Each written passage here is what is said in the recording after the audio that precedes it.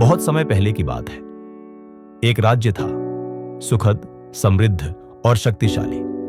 उस राज्य का राजा वृद्ध हो चुका था और अब अपने बेटे विक्रम को गद्दी सौंपना चाहता था। राजकुमार विक्रम की परवरिश महल में हुई थी। सुनहरे चम्मचों में खाना, रेशमी वस्त्र, 100 सैनिकों की सुरक्षा और बड़े बड़े विद्वानों की शिक्षा। लेकिन जब विक्रम राजा बना तो सब कुछ बदल गया। राजा बनते ही विक्रम ने जब पहली बार दरबार में प्रवेश किया, दरबारियों की आंखों में सम्मान नहीं, संदेह था। इसने कौन सी जंग लड़ी है?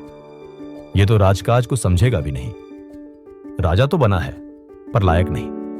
विक्रम ने सब सुना, चुपचाप। वो समझ गया कि ताज तो विरासत में मिल सकता है, पर इज्जत खुद कमानी पड़ती है। विक्रम ने खुद को बदलने की ठान ली। उसने महल के आराम छोड़ दिए, सैनिकों को हटा दिया और आम लोगों के बीच घूमने लगा। अपने असली राज्य को जानना शुरू किया। खेतों में गया, मजदूरों से बात की और दूर दराज के गांवों में रात बिताई। एक दिन एक वृद्ध किसान ने विक्रम से कहा, महाराज, अगर आपको हमारी तकलीफ नहीं पता तो आपके फैसले हमारे लिए सिर्फ हुक्म बन जाएंगे, समाधान नहीं। उस दिन विक्रम को असली राजधर्म समझ आया।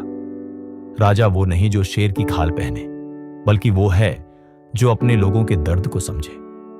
कुछ महीने बाद पड़ोसी राज्य ने हमला कर दिया। दरबारी डर गए।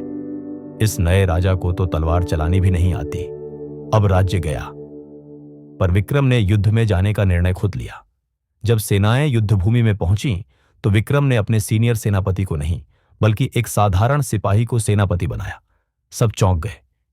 ये राजा पागल हो गया है। लड़ाई हुई और परिणाम?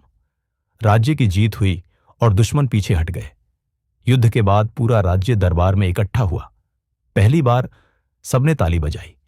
कोई दरबारी अब सवाल नहीं उठा रहा था। किसी की आंख में अब शक नहीं, सिर्फ सम्मान था।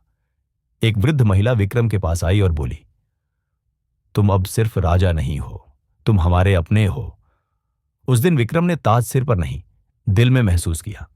इस कहानी से हमें एक गहरी सीख मिलती है। विरासत आपको पहचान दे सकती है, लेकिन असली इज्जत आपके कर्म से ही मिलती है। आज के दौर में भी हम सब कहीं ना कहीं विक्रम हैं। कभी लोग कहते हैं तुम ये नहीं कर सकते, कभी परिवार का नाम बोझ बनता है, तो कभी अपने ही लोग शक करते हैं। लेकिन अगर इरादा साफ हो और मेहनत ईमानदार हो तो राजा बनने में देर नहीं लगती।